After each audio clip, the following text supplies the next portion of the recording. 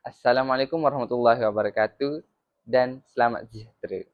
Hari ini kumpulan kami akan membincangkan tentang konflik antara Thailand dan Kemboja. Konflik antara Thailand dan Kemboja merupakan salah satu pertikaian sempadan yang paling terkenal di Asia Tenggara. Walaupun kedua-dua negara ini berjiran dan sama-sama merupakan anggota Association of Southeast Asian Nations ataupun lebih dikenali sebagai ASEAN, hubungan mereka pernah tegang akibat perebutan wilayah di kawasan sempadan. Konflik ini bukan sekadar isu tanah, tetapi berkait rapat dengan sejarah penjajahan, tafsiran perjanjian lama, warisan budaya, serta sentimen nasionalisme rakyat kedua-dua negara. Untuk memahami konflik ini dengan lebih jelas, kita perlu melihat latar belakang sejarahnya. Pada awal abad ke-20, Kemboja berada di bawah penjajahan Perancis sebagai sebahagian daripada Indochina Perancis. Thailand yang ketika itu dikenali sebagai Siam tidak pernah dijajah sepenuhnya, tetapi terpaksa menandatangani beberapa perjanjian dengan pihak Perancis. Antara tahun 1904 hingga 1907, perjanjian sempadan dimeterai dan peta baharu dilukis untuk menentukan garis pemisah antara kedua-dua wilayah. Namun begitu, tafsiran terhadap peta tersebut menjadi punca utama pertikaian sehingga. Okey, baiklah. Sekarang saya akan masuk kepada isu ataupun faktor berlakunya konflik ini. Isu paling besar dalam konflik ini tertumpu kepada kawasan sekitar Preah Vihar Temple, sebuah kuil Hindu purba yang dibina pada abad ke-11 semasa zaman Empire Khmer. Kedudukan kuil ini sangat unik kerana ia terletak di atas tebing tinggi kawasan sempadan. Dari segi akses, laluan yang lebih mudah adalah melalui Thailand. Namun, berdasarkan peta yang dilukis oleh Perancis pada tahun 1907, kuil tersebut berada di dalam wilayah Kemboja. Perbezaan tafsiran inilah yang mencetuskan pertikaian berpanjangan. Pada tahun 1962, isu ini dibawa ke International Court of Justice ataupun lebih dikenali sebagai ICJ. Mahkamah memutuskan bahawa kuil Preah Vihar adalah milik Kemboja berdasarkan peta rasmi yang digunakan dalam perjanjian tersebut.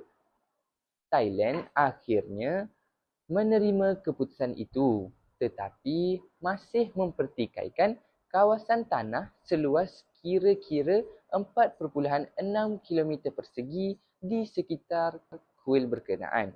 Hal ini menyebabkan ketegangan berterusan walaupun keputusan mahkamah telah pun dibuat. Ketegangan semakin memuncak pada tahun 2008 apabila UNESCO mengiktirafkan kuil Preah Vihar sebagai tapak warisan dunia di bawah Kemboja. Thailand membantah langkah tersebut kerana beranggapan bahawa isu sempadan belum diselesaikan sepenuhnya. Bantahan ini mencetuskan protes dalam negara dan meningkatkan tekanan politik terhadap kerajaan. Tidak lama kemudian, kedua-dua negara mula menghantar tentera ke kawasan sempadan dan antara tahun 2008 sehingga 2011 berlakunya beberapa pertempuran bersenjata di kawasan sekitar kuil tersebut. Kedua-dua pihak menggunakan senjata berat termasuk artileri menyebabkan kematian dalam kalangan tentera dan juga orang awam. Ribuan penduduk di kawasan sempadan terpaksa dipindahkan demi keselamatan. Konflik ini membimbangkan masyarakat antarabangsa kerana kedua-dua negara merupakan anggota ASEAN yang berpegang kepada prinsip penyelesaian konflik secara aman dan damai. Pada tahun 2013 pula, ICJ sekali lagi memberikan tafsiran lanjut terhadap keputusan tahun 1962. Mahkamah menegaskan bahawa kawasan sekitar kuil juga berada di bawah kedaulatan Kemboja.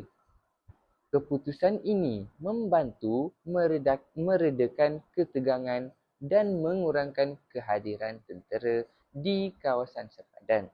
Walaupun begitu, isu teknikal berkaitan penandaan sempadan masih memerlukan rundingan lanjut. Secara umumnya, terdapat beberapa punca utama konflik ini berlaku.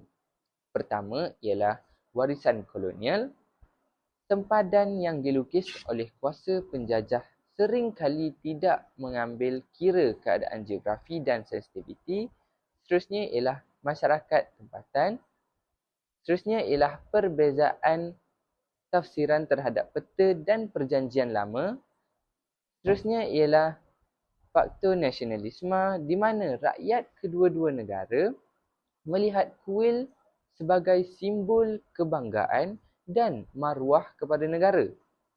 Seterusnya, faktor politik dalaman di mana isu sempadan kadangkala digunakan oleh ahli politik untuk meraih sokongan rakyat dan sebagainya. Akhir sekali ialah kepentingan strategik dan ekonomi kawasan tersebut, termasuk potensi pelancongan. Pada tahun 2025, konflik di kawasan sempadan mencapai tahap yang lebih serius apabila insiden tembakan berlaku pada 28 Mei 2025 sehingga mengorbankan anggota tentera. Peristiwa ini menjadi titik perubahan kepada ketegangan yang telah lama berlarutan. Kedua-dua pihak saling menuduh sebagai pencetus provokasi dan mendakwa tindakan tersebut sebagai pelanggaran perjanjian keselamatan sedia ada.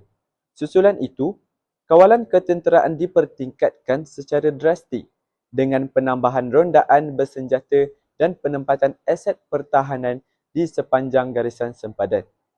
Seterusnya, beberapa pos sempadan utama ditutup serta-merta atas alasan keselamatan. Penutupan ini bukan sahaja menjejaskan pergerakan utama tentera, malah memberi kesan langsung kepada orang awam yang bergantung pada laluan tersebut untuk urusan harian dan juga ekonomi. Aktiviti perdagangan rentas sempadan terhenti, bekalan makanan serta bahan api menjadi terhad dan harga barang meningkat dalam tempoh yang singkat. Pada masa yang sama, sekatan ekonomi dikenakan sebagai tekanan politik dan strategi balas dendam. Tindakan ini menyebabkan gangguan terhadap ekspor dan juga import termasuk Malaysia, menjejaskan kestabilan pasaran serta mengurangkan keyakinan pelabur di negara-negara asing. Keadaan bertambah genting apabila dilaporkan berlakunya insiden periuk api di beberapa kawasan strategik dan laluan kampung. Situasi ini menimbulkan ketakutan dalam kalangan penduduk setempat kerana kawasan pertanian dan jalan utama tidak lagi selamat untuk digunakan. Risiko terhadap keselamatan orang awam meningkat, khususnya golongan petani dan kanak-kanak yang tinggal berhampiran kawasan konflik. Kemuncak ketegangan berlaku pada 24 Julai 2025 apabila tercetus serangan bersenjata berskala lebih besar daripada sebelum ini. Serangan tersebut melibatkan penggunaan arteri berat, roket jarak sederhana dan serangan udara yang menyasarkan kedudukan strategik pihak lawan. Pertempuran ini mengakibatkan korban dalam kalangan anggota tentera serta orang awam yang terperangkap di kawasan berdekatan. Kemusnahan infrastruktur seperti rumah, sekolah dan kemudahan asas seperti asas turut dilaporkan. Akibat konflik yang berpanjangan, ratusan ribu penduduk di kawasan sempadan terpaksa dipindahkan ke kawasan yang lebih selamat. Pusat perlindungan sementara dibuka bagi menampung mangsa yang kehilangan tempat tinggal. Namun begitu, Perpindahan besar-besaran ini menimbulkan cabaran baharu seperti kekurangan bekalan makanan, kesesakan kemudahan dan tekanan psikologi terhadap mangsa. Jelaslah bahawa perkembangan konflik sepanjang tahun 2025 bukan sahaja memperlihatkan peningkatan ketenteraan, malah membawa kesan mendalam terhadap kestabilan sosial dan kesejahteraan masyarakat awam serta masyarakat Malaysia.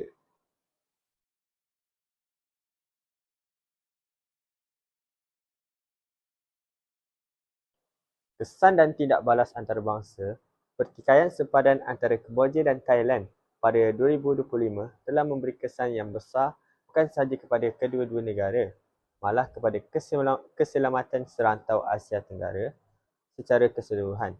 Konflik ini mencetuskan kebimbangan dalam kalangan negara anggota ASEAN kerana ia melibatkan dua negara jiran yang berkongsi sejarah, budaya dan kepentingan ekonomi yang saling berkait. Dari sudut keselamatan serantau, ketegangan ketenteraan di kawasan sempadan meningkatkan risiko konfrontasi bersenjata yang lebih besar.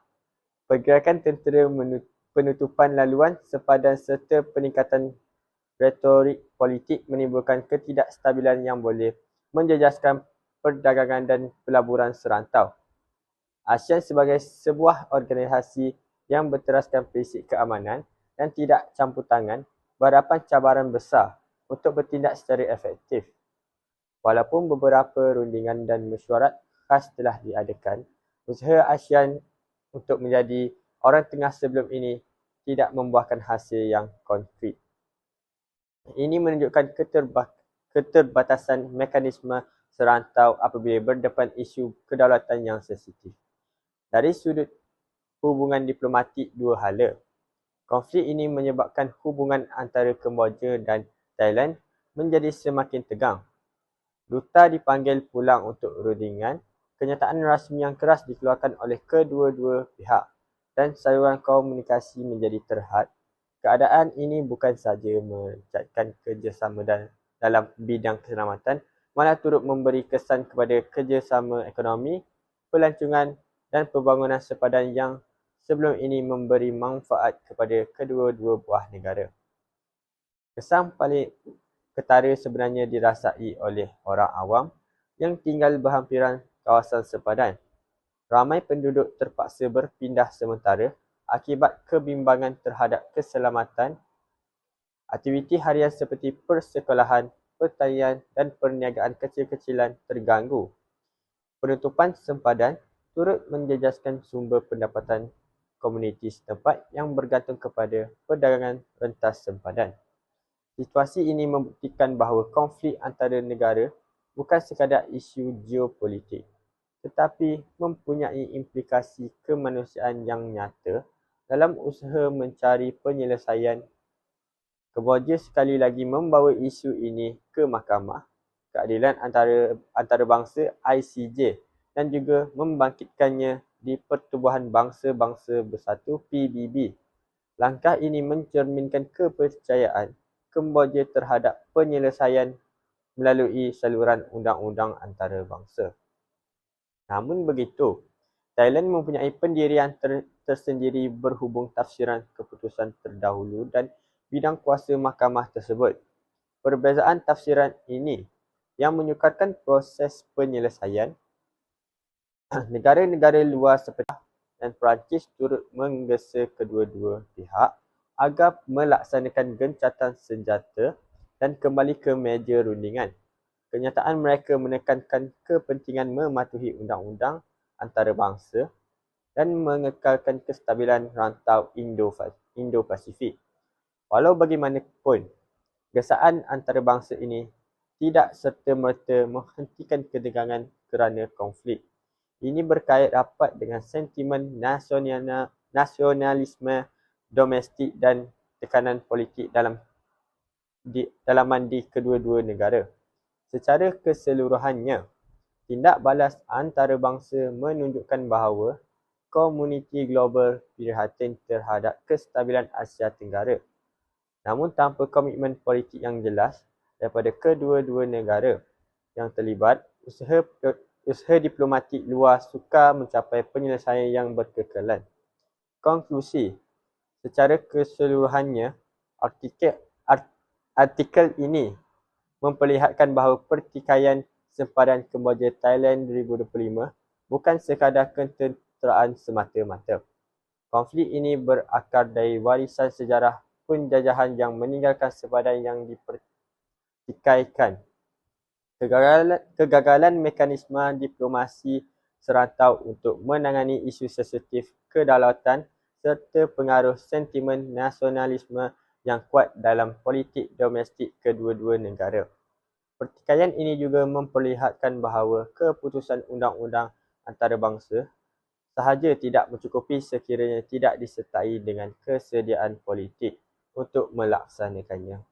Tanpa dialog berterusan, pembinaan keyakinan bersama dan kerjasama serantau yang kukuh, risiko konflik berulang sentiasa wujud.